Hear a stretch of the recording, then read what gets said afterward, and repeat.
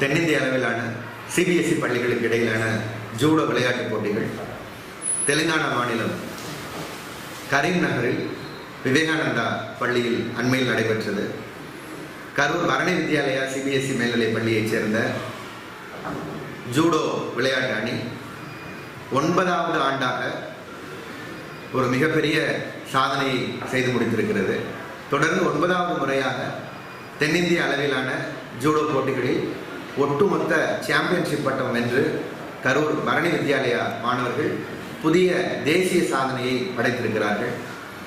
நடந்து முடிந்த இந்த போட்டிகளில் 20 தங்கம், 14 வெள்ளி மற்றும் 6 வெண்கல பதக்கங்களோடு மொத்தம் 40 பதக்கங்களை பெற்று புதிய சாதனையை நிகழ்த்தியுள்ளார்கள்.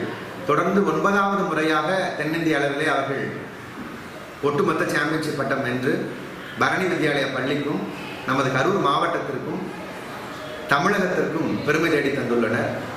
தென்னிந்திய விளையாட்டுப் போட்டிகளில் தென்னிந்திய அளவில் இருக்கக்கூடிய அனைத்து மாநிலங்களும் இந்த போட்டிகளிலே கலந்து கொள்கிறார்கள் என்பது குறிப்பிடத்தக்கது. தொடர்ந்து தென்னிந்திய விளையாட்டுப் போட்டிகளில் வெற்றி பெற்றதன் மூலமாக தங்கம், வெள்ளி வென்ற மொத்தம் 34 மாணவர்களும் தென்னிந்திய அணியின் சார்பாக தேசிய விளையாட்டுப் போட்டிகளில் நவம்பர் மாத இறுதியிலே உத்தரகாண்ட் மாநிலம் டேராடூனில் நடைபெறக்கூடிய தேசிய ஜூடோ விளையாட்டுப் போட்டிகளில் விளையாட தகுதி பெற்றுள்ளனர்.